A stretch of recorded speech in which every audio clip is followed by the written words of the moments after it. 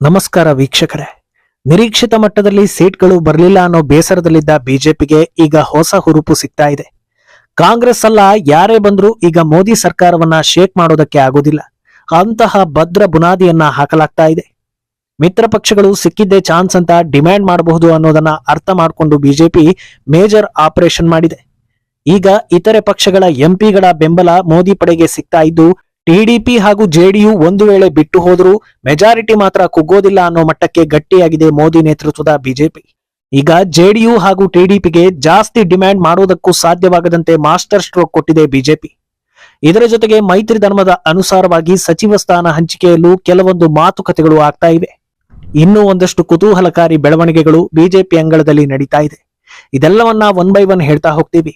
ಈ ವಿಡಿಯೋವನ್ನ ತಪ್ಪದೆ ಕೊನೆ ತನಕ ನೋಡಿ. ಅದಕ್ಕೂ ಮುನ್ನ ಮೀಡಿಯಾ ಮಾನ್ಸ್ಟರ್ ಚಾನೆಲ್ ಅನ್ನ ತಪ್ಪದೆ ಸಬ್ಸ್ಕ್ರೈಬ್ ಮಾಡಿ.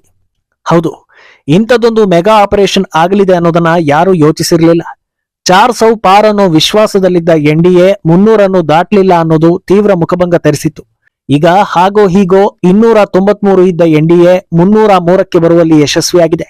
ಚುನಾವಣೆಗೂ ಮುನ್ನ ಎನ್ಡಿಎ ಹಾಗೂ ಇಂಡಿ ಎರಡೂ ಒಕ್ಕೂಟದಿಂದ ದೂರ ಇದ್ದು ಗೆದ್ದಿದ್ದ 7 ಪಕ್ಷೇತರ ಲೋಕಸಭಾ ಸದಸ್ಯರು ಹಾಗೂ ಚಿಕ್ಕ ಚಿಕ್ಕ ಪಕ್ಷಗಳ 3 ಲೋಕಸಭಾ ಸದಸ್ಯರು ಎನ್ಡಿಎ ಬಳಗವನ್ನ ಸೇರಿದ್ದಾರೆ. ಆದ್ರಿಂದ ಹಂಗೋ ಹಿಂಗೋ ಸರ್ಕಸ್ ಮಾಡಿ ಸರ್ಕಾರ ಮಾಡಬಹುದಾ ಅಂತ ಕನಸು ಕಾಣ್ತಾ ಇದ್ದ ಇಂಡಿ ಒಕ್ಕೂಟದ ಆಸೆಗೆ ಭಂಗ ಬಂದಂತಾಗಿದೆ. ಸದ್ಯದ ಪರಿಸ್ಥಿತಿ ನೋಡಿದ್ರೆ ಅದೇನೇ ಸರ್ಕಸ್ ಮಾಡಿದ್ರೂ ಇಂಡಿ ಒಕ್ಕೂಟ ಅಧಿಕಾರಕ್ಕೆ ಬರೋ ಸಾಧ್ಯತೆ ಬಹಳ ಕಡಿಮೆ ಎನ್ನಲಾಗ್ತಿದೆ. ಇದೆಲ್ಲದರ ಮಧ್ಯೆ ಇನ್ನೊಂದು ಧಮಾಕ ಕಾದಿದೆ. ಅದೇನೆಂದ್ರೆ ಎನ್ಡಿಎ ಜೊತೆಗೆ ಮೈತ್ರಿ ಮುರಿದುಕೊಂಡು ಕಾಂಗ್ರೆಸ್ ಜೊತೆಗೆ ಕೈ ಜೋಡಿಸಿ ಕೊನೆಗೆ ತಮ್ಮದೇ ಪಕ್ಷ ಇಬ್ಬಾಗ ಆಗೋದಕ್ಕೆ ದಾರಿ ಮಾಡಿಕೊಟ್ಟ ಉದ್ಧವ್ ಠಾಕ್ರೆ ಮತ್ತೆ ಎನ್ಡಿಎ ಕಡೆಗೆ ಬರ್ತಾರಾ ಅನ್ನೋದು.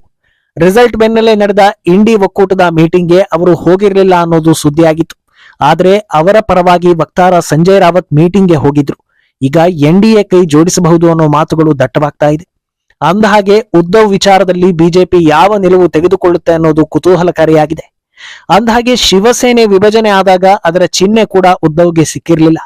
ಈಗ ಶಿಂದೆ ಹಾಗೂ ಉದ್ಧವ್ ನಡುವೆ ಯಾವ ಅಂಡರ್ಸ್ಟ್ಯಾಂಡಿಂಗ್ ಬರಲಿದೆ ಅನ್ನೋದು ಚರ್ಚೆ ಆಗ್ತಾ ಇದೆ. ಇಷ್ಟೆಲ್ಲಾ ಮಾಡಿ ಎನ್ಡಿಎಗೆ ಬೆಂಬಲ ಕೊಟ್ಟ ಬಳಿಕ ಮತ್ತೆ ಉದ್ಧವ್ ಕಿರಿಕಿರಿ ತಕರಾರು ಶುರು ಮಾಡಿದ್ರೆ ಏನು ಅನ್ನೋ ಚರ್ಚೆಯೂ ನಡೀತಾ ಇದೆ. ಇದೆಲ್ಲದರ ಮಧ್ಯೆ ಅತ್ತ ಉತ್ತರ ಪ್ರದೇಶದಲ್ಲಿ ಸಮಾಜವಾದಿ ಪಕ್ಷದ ಸುಮಾರು 18 ಎಂಪಿಗಳು ಬಿಜೆಪಿಯತ್ತ ಮನಸ್ಸು ಮಾಡ್ತಾ ಇದ್ದಾರೆ ಅನ್ನೋ ಸುದ್ದಿ ಕೂಡ ಹರಿದಾಡ್ತಾ ಇದೆ. ಮುಂದಿನ ತಿಂಗಳ ಹೊತ್ತಲ್ಲಿ ಏಕಾಂಗಿಯಾಗಿ ಬಿಜೆಪಿ ನಂಬರ್ 275 ಮುಟ್ಟಬಹುದು ಅಂತ ಹೇಳಲಾಗ್ತಾ ಇದೆ. ಆದ್ರಿಂದ ಕಳೆದು ಹೋಗಿರೋದೆಲ್ಲ ಮತ್ತೆ ಬಿಜೆಪಿ ಅಥವಾ ಎನ್ಡಿಎ ಬುಟ್ಟಿಗೆ ಬೀಳಲಿದೆಯಾ ಅನ್ನೋ ನಿರೀಕ್ಷೆ ಹುಟ್ಟಿಕೊಳ್ತಾ ಇದೆ. ನಾವಾಗ್ಲೇ ಹೇಳಿದ ಹಾಗೆ ಈಗ ಮಿತ್ರ ಪಕ್ಷಗಳು ಮನಬಂದಂತೆ ಡಿಮ್ಯಾಂಡ್ ಮಾಡೋಕೆ ಸಾಧ್ಯವಿಲ್ಲ ಅನ್ನೋ ವಾತಾವರಣ ಕ್ರಿಯೇಟ್ ಆಗ್ತಾ ಇದೆ. 16 ಸೀಟ್ ತಂದಿರೋ ಚಂದ್ರಬಾಬು ನಾಯ್ಡುಗಿಂತಲೂ 12 ಸೀಟ್ ತಂದಿರೋ ನಿತೀಶ್ ಕುಮಾರ್ ಮೇಲೆ ಎಲ್ಲರ ಅನುಮಾನಗಳಿವೆ. ಯಾಕಂದ್ರೆ ನಿತೀಶ್ ಕುಮಾರ್ ಆಸೆಗಳಿಗೆ ಕೊನೆಯೇ ಇಲ್ಲ ಅನ್ನೋದು ರಾಜಕೀಯದಲ್ಲಿ ಸಾಬೀತಾಗಿದೆ. ಎನ್ಡಿಎಗೆ ಬೇಷರತ್ ಬೆಂಬಲ ನೀಡೋದಕ್ಕೂ ಮುನ್ನವೇ ಕೈ ಹೈಕಮಾಂಡ್ ಭೇಟಿಯಾಗಿದ್ರು ಅನ್ನೋ ರೂಮರ್ಸ್ ಕೂಡ ಹರಿದಾಡಿತ್ತು. ಆದ್ರೆ ಈಗ ಮೈತ್ರಿ ಧರ್ಮಕ್ಕೆ ಬದ್ಧ ಅಂತ ಹೇಳ್ತಾ ಇದ್ದಾರೆ. ನಾಳೆ ದಿವಸ ಏನಾದ್ರೂ ಹೆಚ್ಚು ಕಡಿಮೆ ಆದ್ರೆ ಅನ್ನೋ ದೂರದೃಷ್ಟಿಯಿಂದ ಪಕ್ಷೇತರರನ್ನ ಒಗ್ಗೂಡಿಸಿಕೊಂಡು ಸರ್ಕಾರವನ್ನ ಗಟ್ಟಿ ಮಾಡಿಕೊಳ್ತಾ ಇದೆ ಬಿಜೆಪಿ. ಇನ್ನು ಈಗಾಗಲೇ ಸಚಿವ ಸ್ಥಾನ ಹಂಚಿಕೆ ಬಗ್ಗೆ ಒಂದು ಹಂತದ ಮಾತುಕತೆ ನಡೆದಿರೋ ಬಗ್ಗೆ ಸುದ್ದಿ ಹರಿದಾಡ್ತಾ ಇದೆ. ಇದರ ಪ್ರಕಾರ ಮಿತ್ರರಿಗೆ 4 ಎಂಪಿಗಳಲ್ಲಿ ಒಬ್ಬರಂತೆ ಖಾತೆ ಹಂಚಿಕೆ ಮಾಡೋ ಆಫರ್ ನೀಡಲಾಗಿದೆ. ಆ ಲೆಕ್ಕದಲ್ಲಿ ಸದ್ಯ ಪ್ರಮುಖವಾಗಿರೋ ಟಿಡಿಪಿಗೆ 4 ಹಾಗೂ ಜೆಡಿಯುಗೆ 3 ಖಾತೆ ಸಿಗುವ ಸಾಧ್ಯತೆ ಇದೆ. ನಿನ್ನೆಯವರೆಗೂ ಖಾತೆ ಹಂಚಿಕೆ ಕಗ್ಗಂಟಾಗಬಹುದು ಅನ್ನೋ ವಾತಾವರಣ ಇತ್ತು. ಆದ್ರೆ ಇಂದಿನ ಬೆಳವಣಿಗೆ ನೋಡಿದ್ರೆ ಅಂತಹ ದೊಡ್ಡ ಡಿಮ್ಯಾಂಡ್ ಬರೋದಿಲ್ಲ ಅಂತ ಹೇಳಲಾಗ್ತಾ ಇದೆ.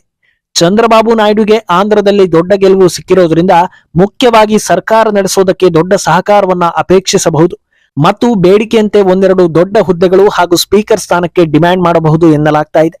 ಇತ್ತ ನಿತೀಶ್ ಈಗಾಗಲೇ ಸ್ಪೀಕರ್ ಪಟ್ಟಕ್ಕೆ ಒತ್ತಡ ಹಾಕ್ತಾ ಇದ್ದಾರೆ ಅನ್ನೋ ಮಾತು ದಟ್ಟವಾಗಿ ಕೇಳಿ ಬರ್ತಾ ಇದೆ.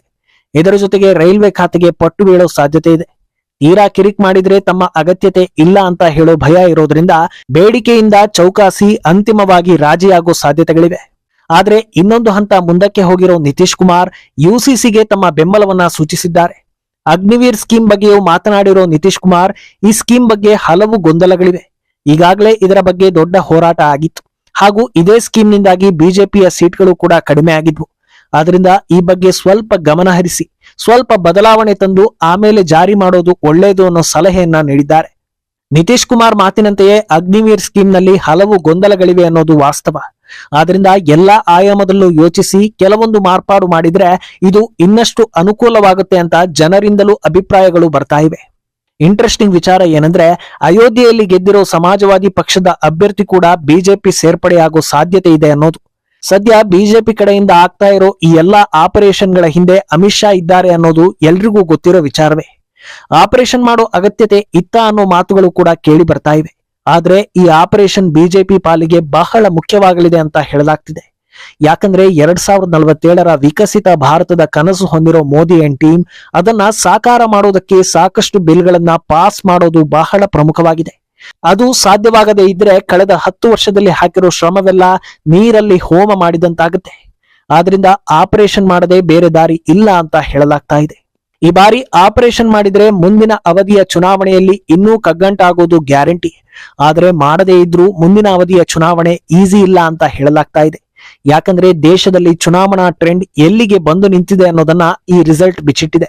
ಫ್ರೀ ಸಿಕ್ಕುತ್ತೆ ಅಂದ್ರೆ ಯಾರಿಗೆ ಬೇಕಾದ್ರೂ ವೋಟ್ ಬೀಳುತ್ತೆ. ಓಲೈಕೆ ಮಾಡಿದ್ರೆ ಒಂದು ಸಮುದಾಯದ ಪೂರ್ತಿ ಮತಗಳು ಒಂದೇ ಪಕ್ಷಕ್ಕೆ ಬೀಳುತ್ತೆ ಅನ್ನೋದು ಬಹಳ ಕ್ಲಿಯರ್ ಆಗಿ ಸಾಬೀತಾಗಿದೆ. ಮುಂದಿನ ಎಲೆಕ್ಷನ್ ನಲ್ಲಿ ಎಚ್ಚರಿಕೆಯಿಂದ ಗೆದ್ದು ಈ ಕಾಯ್ದೆಗಳನ್ನ ಪಾಸ್ ಮಾಡೋಣ ಅಂತ ಕಾಯೋದಕ್ಕೆ ಸಾಧ್ಯವೇ ಇಲ್ಲ. ಯಾಕಂದ್ರೆ ಯಾವ ಧರ್ಮದಲ್ಲೂ ಇಲ್ಲದ ಜಾತ್ಯತೀತರು ತುಂಬಿರೋ ಹಿಂದೂ ಸಮಾಜದವರು ವೋಟಿಂಗ್ ಮಾಡೋದಕ್ಕೆ ಬರೋದೇ ಇಲ್ಲ. ಬಂದ್ರೂ 10 ಪಕ್ಷಗಳಿಗೆ ವೋಟ್ ಹಾಕ್ತಾರೆ. ಆದ್ರಿಂದ ಅವರ ಮೇಲೆ ಅವಲಂಬಿತ ಆದ್ರೆ ಇಟ್ಟ ಗುರಿಯನ್ನ ಸಾಧಿಸೋದಕ್ಕೆ ಸಾಧ್ಯವಿಲ್ಲ ಅಂತ ಲೆಕ್ಕ ಹಾಕಲಾಗ್ತಾ ಇದೆ. ಇನ್ನು ಈ ಆಪರೇಷನ್ಗಳ ಹಿಂದೆ ಮುಂಬರುವ ವಿಧಾನಸಭಾ ಚುನಾವಣೆಗಳನ್ನು ಲೆಕ್ಕಕ್ಕಿಟ್ಟುಕೊಳ್ಳಲಾಗಿದೆ. ಯಾಕಂದ್ರೆ ಈ ಬಾರಿ ಮೇಜರ್ ಹೊಡೆತ ಬಿದ್ದಿರೋದೇ ಉತ್ತರ ಪ್ರದೇಶ ಹಾಗೂ ಮಹಾರಾಷ್ಟ್ರದಲ್ಲಿ. ಉತ್ತರ ಪ್ರದೇಶದಲ್ಲಿ ಸ್ಥಿರ ಸರ್ಕಾರ ಇದ್ರೂ ಈಗ ಆಗಿರೋ ಬೆಳವಣಿಗೆ ನೋಡಿದ್ರೆ ನಿರ್ಲಕ್ಷ್ಯ ಮಾಡಿದ್ರೆ ಬಿಜೆಪಿಗೆ ಅಧಿಕಾರ ಸಿಕ್ಕೋದು ಸಾಧ್ಯವೇ ಇಲ್ಲ ಅನ್ನೋ ಕ್ಲಿಯರ್ ಮೆಸೇಜ್ ಪಾಸ್ ಆಗಿದೆ. ಇತ್ತ ಮಹಾರಾಷ್ಟ್ರದಲ್ಲಿ ಮಿತ್ರಕೂಟಗಳು ಚಿಂದಿಯಾಗಿವೆ. ಮತ್ತೆ ಎಲ್ಲರನ್ನ ಒಗ್ಗೂಡಿಸಿಕೊಂಡು ಚುನಾವಣೆಗೆ ಹೋಗೋ ಅನಿವಾರ್ಯತೆ ಇದೆ. ಉದ್ದವ್ ಒಂದು ವೇಳೆ ಎನ್ಡಿಎಗೆ ಬೆಂಬಲ ನೀಡಿದ್ದೇ ಹೌದಾದ್ರೆ ಮುಂಬರೋ ಮಹಾರಾಷ್ಟ್ರ ವಿಧಾನಸಭಾ ಚುನಾವಣೆಗೆ ದೊಡ್ಡ ಪ್ಲಸ್ ಎನಿಸಿಕೊಳ್ತಾ ಇದೆ. ಕೇಂದ್ರದಲ್ಲಿ ಒಂದು ಸ್ಥಿರ ಸರ್ಕಾರ ರಚಿಸಿಕೊಂಡು ರಾಜ್ಯಗಳನ್ನು ಗೆಲ್ಲುವಲ್ಲಿ ಯಶಸ್ವಿಯಾದ್ರೆ ಪ್ರಮುಖ ಕಾಯ್ದೆಗಳನ್ನ ಜಾರಿ ಮಾಡೋದಕ್ಕೆ ಯಾವ ಅಡೆತಡೆಗಳು ಸವಾಲುಗಳು ಇರೋದಿಲ್ಲ. ಆದ್ರೆ ಒಂದು ಸಣ್ಣ ತಪ್ಪು ನಡೆದರೂ ಗುರಿ ಸಾಧಿಸುವುದಕ್ಕೆ ಎಲ್ಲಾ ರೀತಿಯಿಂದಲೂ ತೊಡಕಾಗುವ ಸಾಧ್ಯತೆ ಇದೆ. ಆದ್ರಿಂದ ಮುಂದಿನ ಒಂದು ವಾರದಲ್ಲಿ ಬಿಜೆಪಿಯ ಅಸಲಿ ಸ್ಟ್ರಾಟಜಿ ಏನು ಅನ್ನೋದು ಗೊತ್ತಾಗಲಿದೆ. ಒಟ್ನಲ್ಲಿ 2024ರ ಲೋಕಸಭಾ ಚುನಾವಣೆ ಜನರಿಂದ ಹಿಡಿದು ನಾಯಕರವರೆಗೂ ಎಲ್ಲರಿಗೂ ಪಾಠ ಕಲಿಸಿದೆ.